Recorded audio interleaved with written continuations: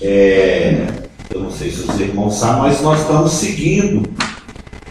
Já foram 5 meses. Né? Nós começamos no início desse ano, pastor Geraldo, a estudar as doutrinas bem básicas, né? Do Manejando Bem a Palavra da Verdade.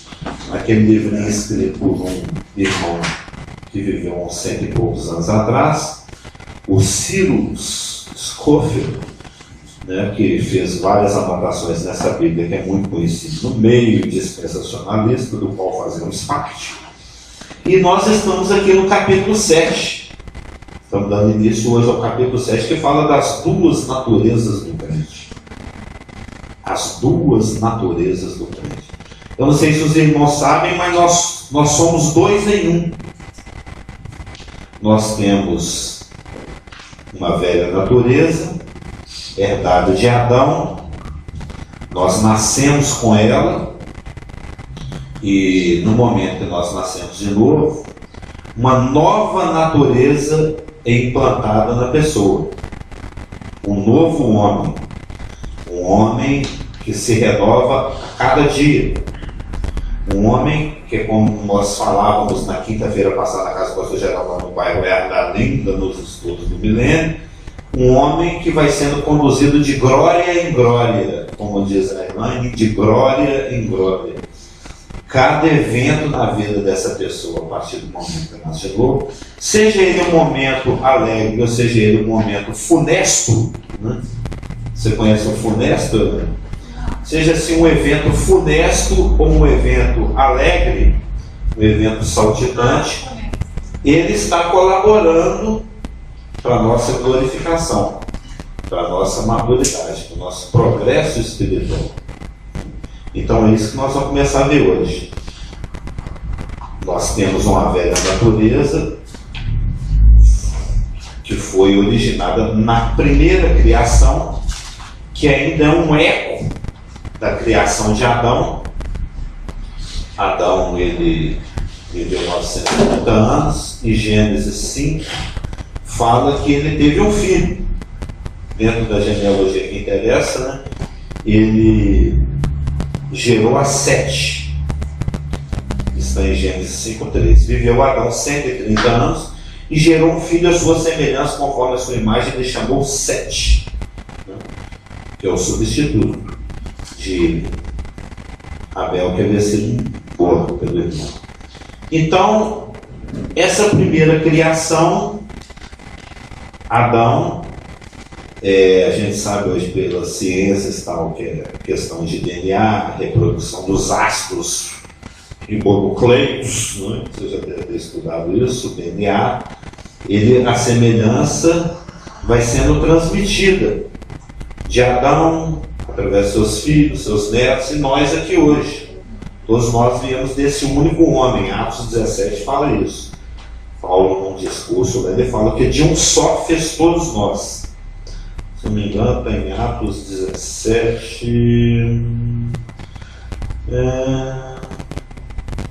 17, 26. De um só fez toda a raça humana para habitar sobre toda a face da terra. Então, Atos 17, 26. Nós sabemos, e vamos ver isso, principalmente no livro de Romanos, que é um livro extremamente doutrinário, que ele nos transmitiu essa velha natureza. Uma natureza ruim. Uma natureza que se esconde entre as folhas da filgueira. Uma natureza que, quando nós escutamos a voz de Deus, a gente se esconde. O conceito universal de Deus, que Satanás implantou em Adão, quando ele resolveu decidir que Deus é um mentiroso e que Satanás é que fala a verdade, nós aprendemos isso aqui em Santologia, né? É que em Deus não se deve confiar. É isso que o velho homem pensa. Porque Satanás colocou essa dúvida. É assim que disse Deus? E o primeiro casal absorveu de Satanás essa desconfiança. Será que é isso mesmo? Será que Deus está sendo honesto? Né? Será que eu posso confiar? Então, a visão que o homem tem de Deus, nós vamos ver mesmo religioso, é que Deus, ele é injusto. Por que essas coisas acontecem? Por que tem um tsunami? Por que tem crianças com câncer? Porque quem vai no hospital vê como é que é hard. O hospital é uma coisa hard. Enquanto nós estamos vivendo aqui uma realidade tranquila, outros estão vivendo a tranquilidade discórdia, né? Lá nos hospitais, muita coisa ruim pode estar acontecendo. Então, os seres humanos, quando eles veem a dor, o sofrimento, a tragédia, eles duvidam do amor de Deus. Eles duvidam da justiça de Deus quando veem as coisas que acontecem. A gente sabe que são muitas coisas injustas. O ser humano natural, né, para usar uma linguagem de Coríntios, né, vamos chamar de um homem natural. O homem natural, ele não confia de Deus, eu acabei de falar, ele desconfia de Deus, né, porque ele absorveu, é assim que Deus diz. Ele não consegue discernir as coisas de Deus. A palavra de Deus para ele é uma coisa truncada, é uma coisa enigmática. Todo mundo tem familiar que fala isso, absorveu essa mentira. Vida é uma coisa difícil, né, senhor? Não fala, galera? Já não tem parente que fala isso, não, a Bíblia é um trem muito difícil. Eu ouvia isso muito quando eu era recém-convertido. Toma cuidado, porque quem lê Bíblia demais fica doido. Nos seus tempos também ainda falava isso, não falava que crente é doido porque fica lendo demais a Bíblia. Na verdade, até apresentava para a gente, fulano, que é doido de tanto estudar a Bíblia. O Paulo foi acusado disso, pelo Festo, né? As muitas letras te fazem delirar. Mas 1 Coríntios fala que essas pessoas, o ser humano nessa condição é o homem natural. Estou até procurando aqui a passagem, está conferindo com esse. Tem 1 Coríntios 2, mas especificamente onde fala assim, o homem natural. É o homem natural, 14. O homem natural não aceita as coisas do Espírito de Deus, porque eles são loucura, e não pode entendê-las, porque elas se discernem espiritualmente, e eles estão mortos. Então, uma lâmpada queimada não acende, uma televisão que pifou não reproduz nada. Essa é a condição que o velho homem, a natureza pecaminosa, o homem natural, é nessa condição que o ser humano nasce, herança de Adão. E o que a Bíblia tem a dizer a respeito do homem não regenerado, do homem que não teve um encontro com Deus através do seu Filho, que é Jesus Cristo?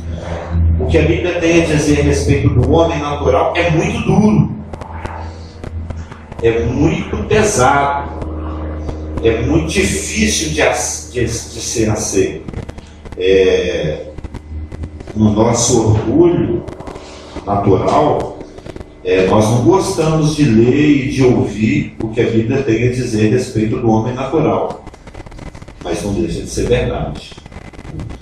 Então, essa natureza inimiga de Deus é a natureza do homem natural, é a natureza com a qual nós nascemos, e é uma natureza que continua presente em nós. Isso é o que a Bíblia ensina, que nós vamos ver, mesmo depois que nós nascemos de novo. Existe a velha criação que está passando e vai passar. Ela já está passando, e Apocalipse, que nós estudamos também, fala que tudo se fez novo, né? Lá nos últimos capítulos de Apocalipse nós vemos que as coisas antigas se passaram, tudo se fez novo, não vai haver lembranças dela. Mas nada com Deus é assim, é imediato. Às vezes acontece, mas não é a regra. São raras exceções em que as coisas com Deus são assim imediatas. Pois é, você enfia a mão aí no tiro, está com leva, tiro, está sem leva. Isso é raro. Raríssimo de acontecer. Normalmente as coisas que Deus faz, elas são processuais. Elas vão acontecendo aos poucos. Elas dificilmente são um evento, normalmente é um processo.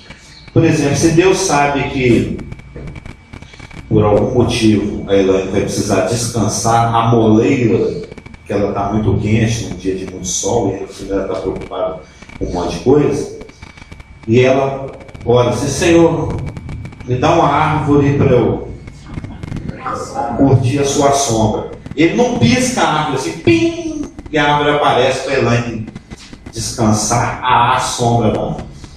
Ele, presciente que é, sabendo que um dia a Elaine vai precisar da sombra de uma árvore, ele faz com que um pássaro coma uma frutinha, aí esse pássaro faz totô, justo ali onde um dia no futuro a Elaine vai precisar de uma árvore, aí esse totôzinho ali tem a sementinha, que é assim que é uma das formas de proliferação, para isso que o fruto é carnoso, o pássaro depois levar a semente para longe.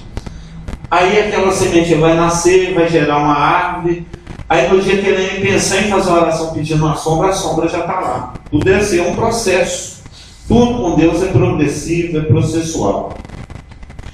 E ele é sábio, e ele sabe por que ele faz as coisas dessa forma. Bem que ele poderia, no momento que você nasce de novo, imediatamente aquela natureza sumir, porque na velha criação você recebe a natureza que te afasta de Deus, a natureza de Adão. Na nova criação da qual você faz parte em Cristo no momento do novo nascimento, você recebe a nova natureza que te aproxima de Deus. E as duas passam a conviver simultaneamente na mesma pessoa. Você tem uma velha natureza herdada de Adão e uma nova natureza gerada e formada em santidade e justiça em Cristo. Nós vamos ver esse versículo de Gálatas. Nós somos gerados em justiça e santidade. Gálatas, eu passei nesse versículo hoje.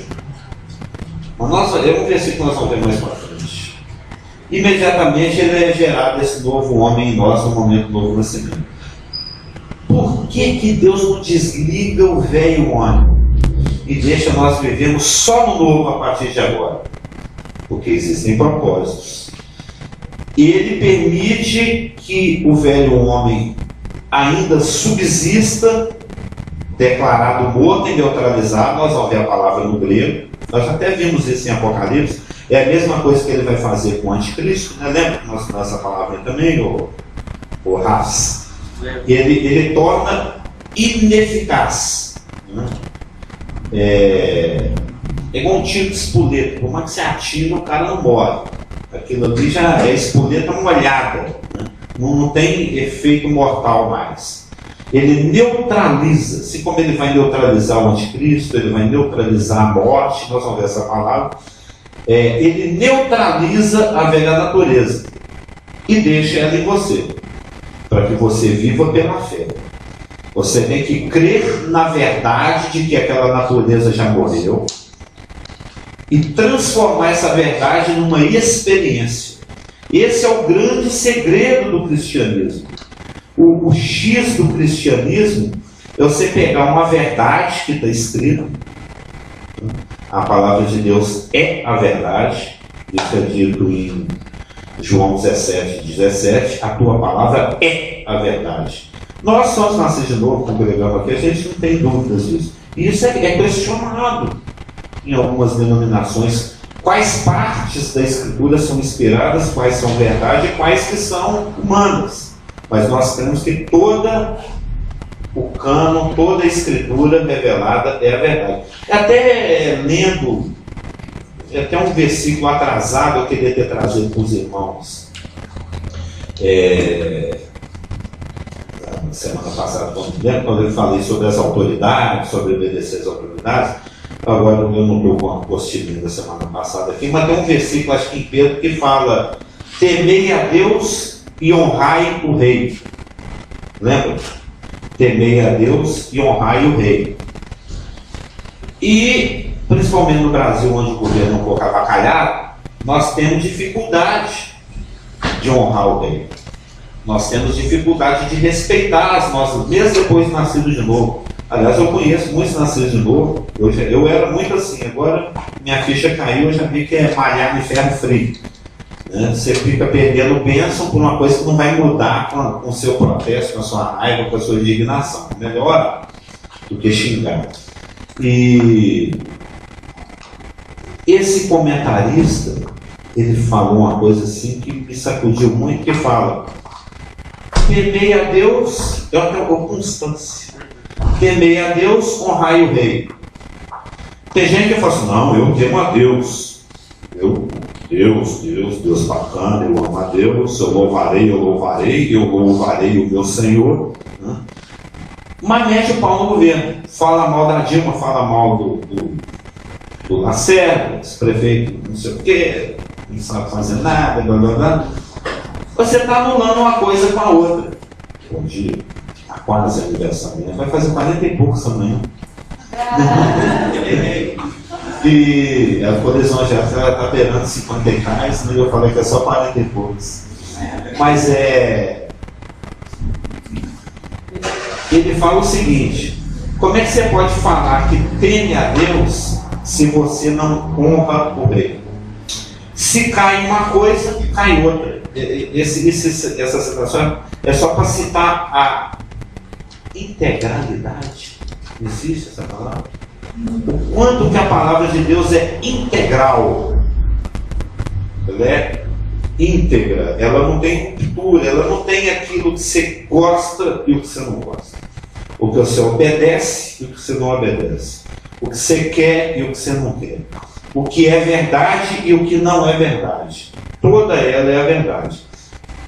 Ou temer a Deus e honrar o rei fica junto, ou os dois caem juntos. Não tem jeito você temer a Deus e odiar o governo, querer que a Dilma morra. E olha que quando Pedro escreveu isso, honrai o rei na época era Nero. Um rapaz, uma pessoa que era profundamente anticristã, que inclusive foi o que deu a pena de morte para ele. O Pedro morreu, segundo a tradição, sob o governo de Nero. Então ele está dando um exemplo aqui, né? Honrai o rei, e o rei que ele tinha que honrar não valia nada. Então a palavra de Deus é integral, ela é a verdade. Então o grande segredo do cristianismo, aquilo que resolve todas as nossas dúvidas, aquilo que tira muita minhoca da nossa cabeça, é saber que o segredo do cristianismo é transformar essa verdade. Se Deus falou, está falado, é a verdade. Nada que muda. Nós temos que ter esse coração que se rende à verdade. Se falou, Deus falou, eu não vou discutir. Para que eu vou discutir? Porque a gente discute, a gente questiona, sim. E Deus é paciente. Lembra, né? Eu até citei recentemente um exemplo, agora nem lembro qual. No dia que eu citei esse exemplo, depois aconteceu uma coisa. Deus ainda vai lá, filho. Lembra que eu falei sobre isso recentemente? Vai lá, filhinho. Faz o negócio que eu pedi isso. Ele ainda tem esse carinho, essa paciência. O grande segredo do cristianismo é pegar essa verdade e transformar na sua experiência pessoal. É o barato. É o que Jesus mais elogiou, é sobre a prática da verdade. Bem-aventurados aqueles que a ouvem e as praticam. Lembra? Todo o discurso dele era voltado para isso. É lógico que vai assistir altos e baixos, alguns vão estar num ritmo mais acelerado, outros vão estar mais lento, uns vão ter que apanhar muito, outros vão ter que apanhar menos. Cada um tem um nível de experiência. Cada um, a realidade é uma, a verdade é uma, mas experimentalmente cada um tem um ritmo. Daí a advertência de Deus para que nós não julguemos. Por que eu vou julgar o irmão? O outro está no ritmo dele, deixa Deus trabalhar com ele. Ele aprende daquele jeito. Eu aprendo no meu ritmo. Outro, né? Quase que eu lembrei de um slogan, de um cursinho de inglês. Não sei o que lá, diferentes precisam de métodos diferentes. Não tem uma coisa que escolhe. Como é que é? Alunos diferentes, pessoas diferentes? Pessoas diferentes precisam de métodos diferentes. É a mesma verdade, mas sendo aplicado com metodologias diferentes. Aquele ali eu vou levar com muito carinho, esse aqui eu vou dar umas pauladinhas, porque senão ele não acorda. E isso é muito individual, isso é muito particular, cada um tem um ritmo. Né? E aí você vai ficar questionando, julgando como é que fulano é burro, sei lá, tal, idiota. Eu me chamo muito de idiota. Mas é no bom sentido, a gente já tem isso, já há 20 anos que eu me chamo de idiota. Eu não ligo. Porque às vezes eu sou idiota. Mas então, o que Deus tem a dizer a respeito da velha natureza, do velho homem, do homem natural, é pesado, é hard, mas é a verdade. Dura lex, sed lex, não é? Você conhece essa do latim? A verdade é dura, mas é a verdade. Ela é dura, mas é a verdade. E aí, esses versículos que eu vou citar, eles dizem respeito ao velho homem. É a condição do mundo perdido. É a condição do homem natural. Aí a gente fica assim, né? Agora que a gente já está aqui salvo, coitadinho, pequeno, olha como é que ele é. Mas não esqueçamos que isso ainda está presente em nós. Que isso não deixou de ser verdade para os momentos em que nós andamos fora do Espírito. Se você anda no Espírito, você anda com aquela natureza nova que foi implantada, uma nova criação. E assim, se alguém está em Cristo, nova criatura é. As coisas antigas se passaram, na Escritura se fez novo. A palavra aqui no grego não é criatura no sentido unitário, não. É criação no sentido mais geral. Nós fazemos parte de uma nova criação que está chegando. A velha está passando, vai ter um dia que vai acabar de passar com estrondo. Pedro falou sobre isso, o Apocalipse 20 também fala. Mas uma nova criação, um novo mundo, um novo contexto, habitado por novos indivíduos, com a nova natureza, que 1 Coríntios 6,17 fala, que são pessoas que estão unidas com Ele no Espírito. Mas aquele que se une ao Senhor é um Espírito com Ele. Nós temos essa unidade com Deus. Num certo sentido, Deus é nós, nós é Deus. Assim como o marido é a mulher é o marido. É uma unidade. Se torna um só. É um versículo que me chama a atenção, me chamou uma época atrás, que quando Deus criou Adão, a forma como ele chama, Gênesis 5:2 fala: homem e mulher os criou e os abençoou, e lhes chamou pelo nome de Adão. Lhes chamou. Quando ele olhou para Adão e Eva, qual que é o seu nome? Adão. Os dois eram um só, é uma pessoa só, unidas. É a unidade, exatamente. Ele lhes chamou pelo nome de Adão. Isso está lá em Gênesis 5:2. Eu achei esquisito isso. Em primeiro é errado aqui, ó.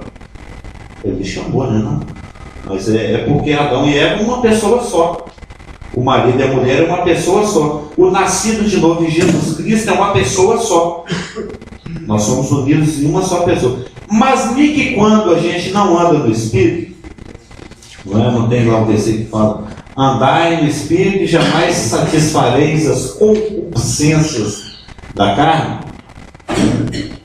É um versículo que nós vamos ver ele aí. Está chegando, é que nós ainda não entramos no estudo, nós estamos fazendo o prolegômenos, a introdução.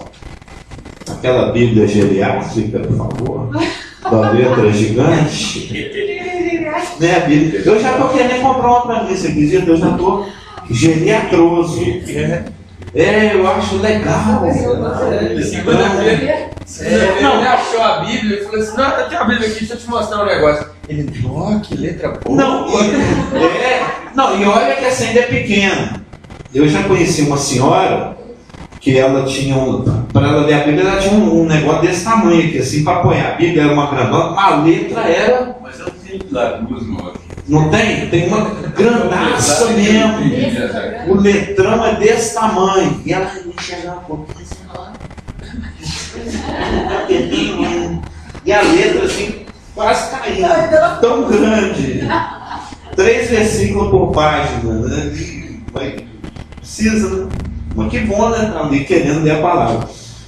Mas nem que quando a gente não anda no Espírito, nós vamos ver essas questões, nós estamos andando nesse velho homem aqui, que é tão mal falado pelas Escrituras.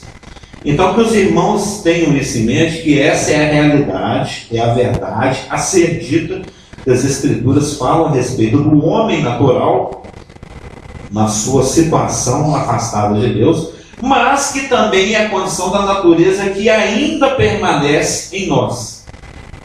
E que nós vamos ver que nós devemos, pela fé, considerar já morta, porque ela já está morta, neutralizada, nós vamos ver a palavra no grego. Então, essa realidade ainda pode vir a ser a nossa realidade.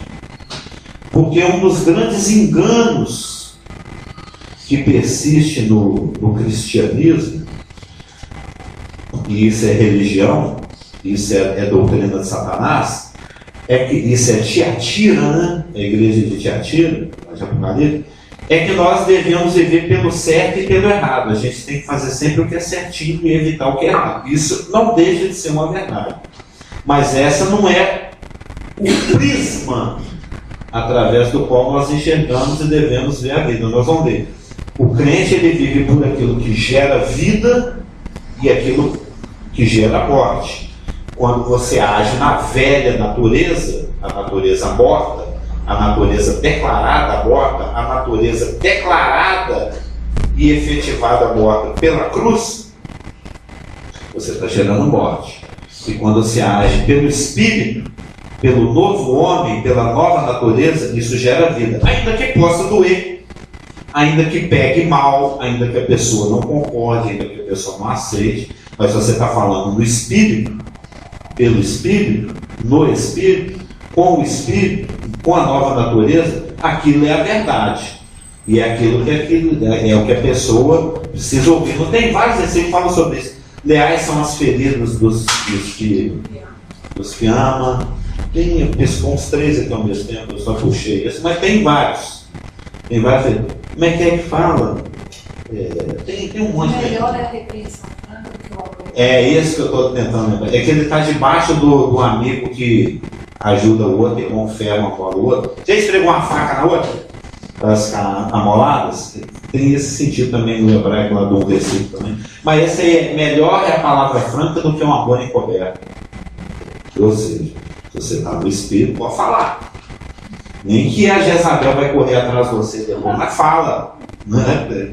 Nem que depois eles queiram cortar a sua cabeça, mas fala. O herói tem que ouvir. Então, o que as Escrituras dizem em respeito da velha natureza?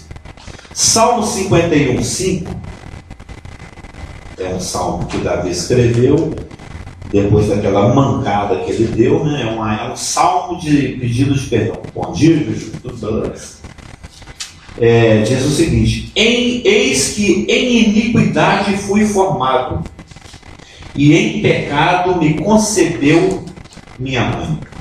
Ou seja, a pessoa, ela já nasce, Salmo 51:5, ela já nasce, ela já tem como herança isso. Ela já nasce com uma natureza que tende a se afastar de Deus. Cada um de nós é formado em iniquidade e concebido em pecado. Cada um de nós. Não existe exceção. A única exceção nós sabemos quem foi, que foi Jesus Cristo. Está lá em Lucas 1, tem todo um contexto. O que mais que as Escrituras têm a dizer a respeito do homem natural, da situação do homem natural e da situação da natureza que nós ainda arrastamos? Eu estou falando a palavra certa. Nós vamos chegar nesse texto ainda. Lembra do Paulo, ele desesperado, falando lá em Gênesis, em Romanos, se não me engano é 7:24, desventurado o homem que sou. Nós ainda vamos estudar porque o contexto mesmo do nosso assunto está lá, né? O texto áureo, como diz nas revistinhas de escola dominical, é Romanos 7, de 7 a 25. Nós vamos ir nele ainda. Não sei se hoje, daqui a um domingo ou 2, é o texto máximo, né, para esse estudo. As duas naturezas do crente. Nós temos a velha e a nova. Desventurado homem que sou, quem me livrará do corpo desta morte? Paulo está desesperado. Quando o Espírito Santo revela para ele escrever para os romanos para ficar para todos nós, essa realidade. Que mesmo depois que você nasce de novo, você ainda carrega um cadáver. Você ainda carrega um defunto. Você ainda carrega uma velha natureza que deve ser subjugada pela fé no poder do Espírito. Nós vamos ver as palavras mortificadas e tal. Lembra quando o pastor Cliff ele falou do cheiro de morte e o cheiro da vida? Que quando as legiões romanas, voltando vitoriosas do embate, né, elas adentravam Roma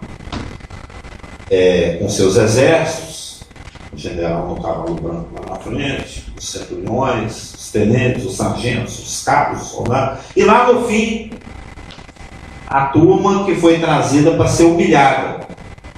Principalmente Roma e os cartagineses se odiavam. Você já estudou isso em história. Roma disputou a hegemonia mundial com Cartago, né? Era uma capital Aníbal, lá na África do Norte.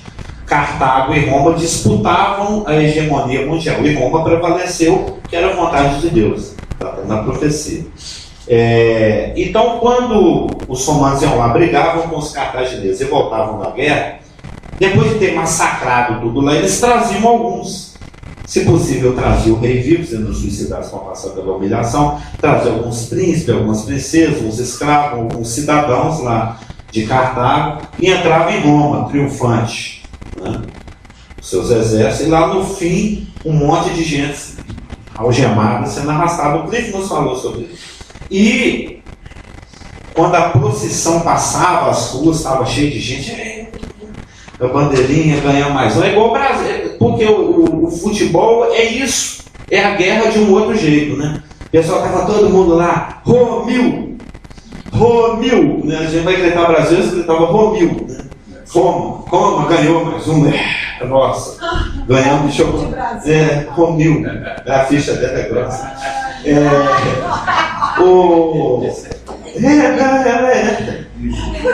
Lídia que conhece a peça. Uma missão de Roma no Brasil. Aí, lembra, o pastor T falou sobre isso. Eles acendiam ramos de plantas aromáticas, né? Várias plantas, tinha as plantas específicas, né? As coisas aromáticas, e para receber os heróis. Aí os heróis, quando sentiam aquele cheiro, era o cheiro da vitória. Toda vez que eu chego aqui vitorioso, eu sinto esse cheiro. Quando eu chego aqui vitorioso, eu sinto esse cheiro. Mas para quem está lá sendo arrastado na corrente, que vai morrer em público, humilhado, aquilo era o cheiro de morte. Lembra que o Cliff falou sobre isso? Porque é legal você entender o contexto. O Paulo ele era muito didático. E ele usou o soldado, as roupas do soldado que o prendia lá nos cárceres para fazer a descrição da armadura. Tem várias situações onde ele usa uma situação física, cultural, histórica para ilustrar uma verdade espiritual. Aqui nesse texto de Romanos 7, 24, desventurado o homem que sou, quem me livrará do corpo desta morte, ele falando da velha natureza que nós arrastamos, por isso que eu usei a palavra arrastamos, tem esse tchan também de história. Porque uma das formas de se punir, muitas pessoas já devem ter ouvido isso que eu falo, uma das formas de se punir, dependendo do crime, por exemplo, para cada crime um tipo de punição, isso é até na nossa lei, que é herança de Roma, né? Mas no caso do homicídio doloso, é o doloso, né? Não é o culposo. Com intenção. Com intenção. Eu vou, como é que fala? Quando ele vai ficar tocaiar, vou ficar de tocaia, eu vou matar aquele cara, porque eu não vou na chapa dele mesmo, eu quero matar aquele cara. Era uma coisa dolosa, um homicídio doloso. Uma das formas de punição que se dava a esse crime é que se amarrava o cadáver da pessoa que você matou rosto a rosto com você. Vocês dois Tinha crimes em que você era costurado dentro da barriga de um jegue, tinha várias formas de crime e de punição. No caso do homicídio doloso, eles pegavam o cadáver do cara que você matou, te colocava face a face, você praticamente beijando na boca do defunto, amarravam vocês dois e largavam lá no campo. À medida que aquele cadáver ia decompondo e os vermes iam comendo aquela carne podre do defunto, eles iam te comendo vivo também. Então era uma forma, eu acho que justa de punição. Porque já que você matou, então ele é seu. Fica para você. Te amarrava, abraçado com o defunto e deixava vocês dois ser comidos pelos vermes lá, jogados no campo. Não era, o romano era justo. A justiça romana era perfeita. Nós herdamos ela. A gente distorce aqui no Brasil, mas na concepção dela, ela foi bem feitinha. E é isso que o Paulo está tendo em mente aqui quando ele escreve Romanos 7:24. Quem vai me livrar desse Saulo? Eu agora sou Paulo. Eu estou com um Saulo aqui abraçado comigo. Como é que eu faço? Aí depois tem o triunfo lá de Romanos 8, né? Daqueles que não andam segundo a carne. Esse não é pastor geral. É o versículo que o pastor geral gosta. Nenhuma condenação há para os que estão em Cristo Jesus que não andam segundo. Não é? Ele está dormindo, ele ainda não entendeu a piada. Na segunda parte do versículo nós não gostamos. Porque eu não tenho. Ou seja, em Cristo nós estamos livres desse defunto. Em Cristo nós estamos livres desse Saulo, desse velho Carlos, dessa velha Elaine. E o que as Escrituras têm a dizer a respeito desse velho Carlos, desse velho Saulo, dessa velha Elaine, desse velho homem, dessa natureza morta, desse cadáver que nós carregamos ainda e devemos subjugá-lo pela fé no poder do Espírito, é que ele foi formado em iniquidade e concebido em pecado. Salmo 51:5. Eu não lembro o nome desse pastor. Você lembra que tinha... vocês chegaram aí em algum estudo daqueles que tinha na casa era lá no Barreiro. É Luzimara que chama aquela irmã, né? Edinamara, casada com aquele motorista. Né? Tinha uns estudos lá, acho que era nas quintas-feiras. O Thelmo me levava de carona toda quinta. E teve uma vez que tinha um pastor norte-americano que estava nos visitando. Um que tinha umas 830 cicatrizes pelo corpo, você lembra desse pastor? Ele jogava aquele negócio, hóquei no gelo. Ele tinha umas 300 cicatrizes. Ele tinha cicatriz no rosto, uma perna no braço. Você não lembra dele, não? Eu não vi esse negócio da cicatriz pra mim. Eu não lembro o nome desse pastor. E teve uma vez que quem dava o estudo lá na época tinha esse privilégio, esse preletor que eu vos falo. Mas, nesse dia, o pastor, nosso antigo pastor, o Mark, ele pediu, falou, deixa o pastor visitante falar. Eu falei, beleza. E ele tocou justamente nesse assunto da questão das duas naturezas. E a gente lê esses versículos de Salmo 51:5, nós vamos ler daqui a pouco 17:9 de Jeremias e outros versículos, que falam da realidade do velho homem. E a gente tem a tendência de pensar na terceira pessoa, ele, lá, eles. Né? A gente não gosta muito de se autodepreciar, né? De aceitar a verdade a respeito do que realmente nós somos, e que não deixa de ser verdade. Aí ele foi muito didático, esse pastor visitante, e justo eu fui pego para a vítima, né? Porque quando a gente lê, Paulo fala dessa situação, né? Que é dentro do nosso assunto aqui, não há um justo nenhum sequer, não há quem entenda, é esse contexto aqui de Romanos 3, de 10 a 18. Romanos 3, eu já falei isso aqui uma vez, não é bom repetir. Romanos 3, de 10 a 18, ele descreve o velho homem. Ele descreve o homem natural. Por mais que esse homem ele seja, homem ou mulher, falando assim de gênero, seja cheiroso, bonito, educado, requintado, de fino gosto, né? Erudito, religioso, Pode ser judaísmo, pode ser islamismo, pode ser cristianismo, não importa de que religião for, né? Um budista muito tranquilo, muito zen, muito calmo, muito controlado, muito filantrópico, ajuda o próximo, faz de tudo, e isso tudo para as Escrituras não conta em termos de efetividade para a salvação. Por mais virtuoso moralmente, qualquer coisa que a gente elogie, que seja característica daquela pessoa, não consegue anular a natureza intrínseca, inerente, que está lá dentro de cada um de nós. E que está descrita aqui em Romanos 3, de 10 a 18, que é a realidade do velho homem. E que é a nossa realidade quando nós não andamos no Espírito. Porque ela ainda está presente. Nós possuímos duas naturezas. O que a gente tem que fazer é matar esse velho. Não tem uma musiquinha, mata o velho, não tem? Não é você não. Tem que matar o velho. A velha natureza. Essa é a arte de ser cristão, matar o velho todo dia. Ela já está morta, não é isso? Não, matar nós vamos ver no grego. Porque o grego aqui ele tem duas conotações. Porque por enquanto nós estamos fazendo um preâmbulo. Depois nós vamos entrar no grego propriamente. O mortificar-se lá que o Paulo fala. Porque a gente estava falando aqui a mesma palavra que é o que Cristo vai fazer com o anticristo na sua vinda, ele vai fazer com a morte no final. Ela é declarada inefetiva, inoperante, mas você tem que fazer isso, se tornar experiência. O segredo do crente é transformar verdades em experiências pessoais. Né? É nesse sentido. Então tem que matar o velho, não o Amâncio. Não. Deixa o Amâncio vivo, ele é bonzinho, ele é bacana. É matar o velho, matar a velha natureza. É essa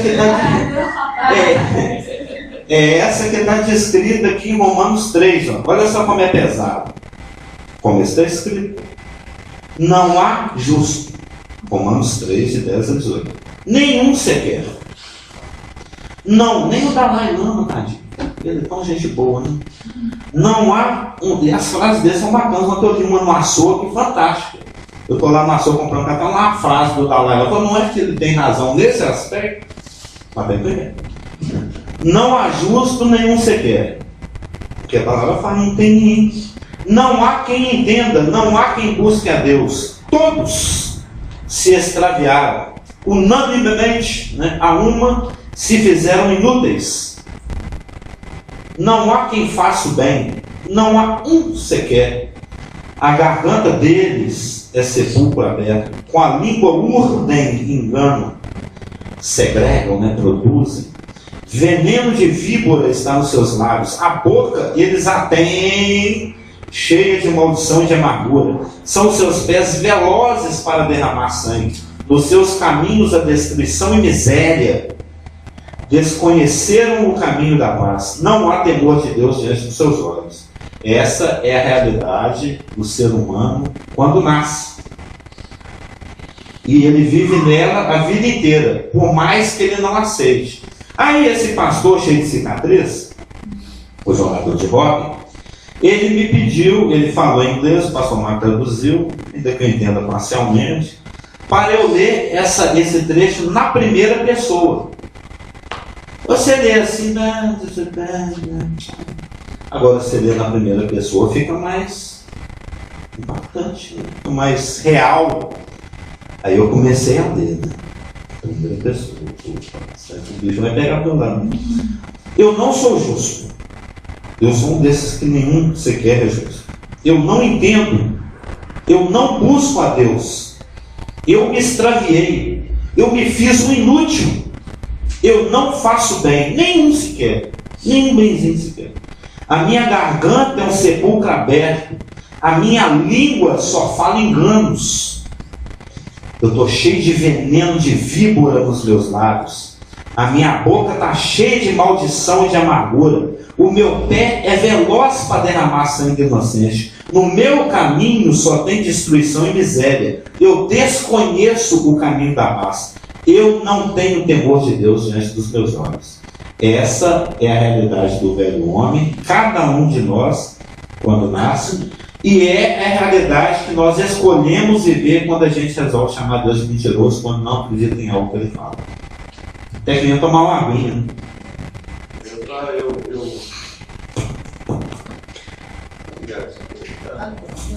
Penso que sim, né? Porque o meu é poderoso. Estou pensando um pouco nos botões a respeito da extensão maior no que se refere ao pecado. Porque Deus, como é sabido, proibiu Adão de comer do fruto, do conhecimento do bem e do mal. E ele foi, certamente, como está escrito, não há dúvida, Satanás seduziu, enganou Eva e automaticamente também Adão, porque ele também caiu na conversa. E é interessante notar, porque eu ainda não tinha pensado nesse ponto, estou pensando nele agora. Como que essa serpente, o estrago que ela fez, no que se refere se você comer da árvore, você vai ser igual a Deus, sabendo o bem e o mal. E do fato dela ter comido, é como se essa serpente, de fato, tivesse picado Eva. É só imaginar a cena de uma serpente vindo na sua direção e você está ali e a serpente vem e ela enfia lentamente os seus dentes e inocula o veneno dentro do organismo. Evidente que a gente sabe, produz isso agora pelo versículo. E a gente sabe que tem um efeito, muitas vezes até imediato, porque tem venenos mortais de serpentes. Que foi o caso do meu avô, o pai da minha mãe, morreu por dia de jararaca, foi em questão de horas. Por questão de. Tem todo um processo de decomposição interna. Na primeira ele ficou cego e poucas horas depois ele estava morto. Imediatamente já fica cego. E tem aquele veneno, que também foi o caso de Satanás, que ele inoculou, que foi um veneno de processo mais alongado. Não se refere a gente sabe, ele morreu literalmente na hora, porque Deus disse que se morrerás. Mas é evidente que está falando de uma parte espiritual, está falando da parte. Demorou 930 anos, morreu. 930 anos. Mas é interessante essa questão, a gente observar uma serpente em câmera lenta inoculando, travando seus dentes na carne de uma pessoa e trazendo esse estrago. E outra coisa mais interessante, não foi só a questão do pecado, me parece, pelo menos o que eu estou observando é isso. É que a gente também ficou contaminado pelo próprio Satanás. Sim. De forma que é como se a gente fosse. O velho homem traz a imagem e semelhança do seu pai, que é Satanás. É como se a gente fosse feito filhos de Satanás. Não, feito filho de Satanás. De maneira que Jesus falou isso em essa velha natureza que Paulo literalmente arrastava, que é o que a gente faz hoje, porque a gente tem um pouco. Quando a gente vive no velho homem, não é? A gente, andando no Espírito, a gente arrasta esse corpo que a gente tem. Mas essa coisa do veneno, do entrar do pecado e se tornar filho de Satanás, sim, até que Jesus te regenere. Não, ele fala isso literalmente. Agora eu estou procurando uma passagem aqui, de João, que ele fala: não, nosso pai é Abraão. É porque ele fala: não, vocês são bastardos. A sua progenitora que trabalha naquele lugar não sabe nem quem foi o pai. É isso que ele chamou os judeus. E tem uma outra palavra que resume isso, mas é bom não falá-la aqui, né? Você é filho daquela profissional que trabalha naquele lugar no qual não se deve ir e que desconhece qual é o pai pela multiplicidade de progenitores que a visitaram. A gente sabe que palavra é essa. É isso que Jesus chamou aquelas pessoas. Eu falei: que é isso, velho? Você está me chamando disso aí? Meu pai é Abraão. Eu falei: não, seu pai não é Abraão, não, seu pai é o capeta. Você é filho do diabo. E você gosta tanto dele que você quer satisfazer os desejos dele. Não tem um versículo assim que fala? João 8,44. Vós sois do diabo, que é o vosso pai, e quereis satisfazer-lhes os desejos. Resumindo isso que você falou. E a questão, até parece que a serpente inoculou o veneno. Já foi falado aqui que aquilo que é literal, aquilo que pertence ao mundo físico, é só um reflexo daquilo que se consuma, que acontece no plano espiritual. Ainda que a serpente não tenha literalmente colocado os dentes na perna da Eva e mordido, né? A serpente fez isso de uma forma espiritual. Ela conseguiu inocular um veneno no primeiro casal e que é transmitido para cada pessoa que nasce, de forma que a gente carrega isso até hoje. Nós acabamos de ler aqui. A nossa boca está cheia de veneno de víbora nos lábios. Ou seja, aquele veneno está aí até hoje. Tem gente até que fala, né? Cuidado para você não morder a língua. Se estiver fazendo uma fofoca, tem que cuidar para não morder a língua, não se auto-mata, né? Então, essa é a realidade do velho homem, que é uma realidade que nós podemos escolher viver nela. No momento que a gente fala, não, Deus, esse versículo eu não vou fazer. Você está falando, mas eu não vou fazer. Então, beleza. Nós vamos dar uma voltinha aí, mas nós vamos voltar nesse ponto. Porque quando a gente resolve desobedecer, você só está atrasando o seu progresso. Deus não vai existir daquele ponto. Eu já dei umas mancadas aí que 20 anos depois é aquela coisa, não. 20 anos rodando para cair nesse ponto. Uma discussão que eu tive com Deus a respeito de Moisés. Um texto lá de Moisés. 20 anos, os israelitas, 40 anos depois. Eu falei, vai rodando aí. Vai rodando, quando você cansar, você volta. Né? O filho pródigo, um dia você volta. Pode durar minutos, horas, dias, anos, décadas, milênios, mas vai voltar. Israel já tem 2 mil anos para bater a cabeça. Então, só para fechar, Jeremias 17, 9 e 10, que é clássico, né? Jeremias 17, 9. Olha que linguagem forte, né? Enganoso é o coração, mais do que todas as coisas. É preferir se abraçar o diabo do que se seguir seu coração. Porque ele fala, é mais enganoso do que todas as coisas, é mais enganoso do que até a própria serpente. Porque como é que fala? O discípulo supera o mestre, né? O discípulo consegue superar o mestre. Eu já falei isso aqui alguns milhões de vezes, vou falar mais uma vez. Como é triste essa informação que a mídia, que Hollywood, que os filmes tentam colocar na cabeça das pessoas, em especial dos crentes. Na do mundo, mas dos crentes melhor ainda, né? Que Satanás trabalha. Siga o seu coração. Faz o seu coração manda. Nossa, que conselho horrível. Você fazer o que o seu coração manda, você vai pular no buraco. O seu coração, nós vamos ver aqui, dele só procede porcaria. Nós não tivemos tempo de chegar nele, mas tem um versículo lá dos Evangelhos, onde Jesus Cristo fala que do nosso coração, Marcos 7, 21 a 23, só sai porcaria. Já viu o esgoto quando entope? Que da boca de lobo, aquela circular assim, lá no meu bairro isso às vezes acontece. Fica minando aquela água esverdeada, fedorenta, de vez em quando são uns peixinhos rolando pela rua. É aquilo. Quando você vê um esgoto entupido minando peixe roliço, pensa, esse é o meu coração. Meu coração é isso aqui. Ó. Essa coisa aqui com peixe roliço, vocês entenderam. Prostituição. A Márcia adora essas coisas, ela gosta dessa didática. Né? Agora que caiu. A Marcos, ela ama essa didática. Essa didática choca, mas ela fixa a informação. Peixe vive dentro dos outros, você pensou. Agora que o peixe vive. Olha, você não vai pescar, mas você vai criar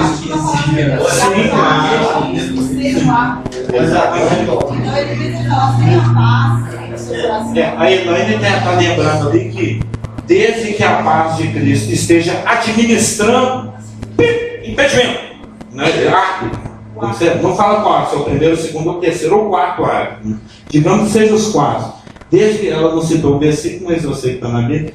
Desde que a paz de Cristo seja o árbitro do seu coração, que ele é que fala quando é que o gol vale, quando é que você tem que pedir, quando é que você tem que tomar cartão amarelo ou vermelho, aí está valendo. O coração administrado por Satanás é Marcos 7, 21 a 23. Prostituições, homicídios, furtos, avareza, maldades, enganos, solução, inveja, blasfêmia, soberba e loucura. É só porcaria. É Marcos 7. Não, esse para Enganoso é Jeremias 17, 9. Enganoso é o coração mais do que todas as coisas, e desesperadamente corrupto. Quem me conhecerá? O Senhor conhece. Então cuidado com essa bomba. Eu já falei, é uma bomba. Explode o tempo inteiro, vamos dizer, ela explode. Amém? Então esse é o início do nosso estudo, as duas naturezas do crente. Semana que vem a gente continua olhando a velha, que tem que ser morta, mata o velho, não é, mas deixa ele. E vivamos pela nova natureza. Amém?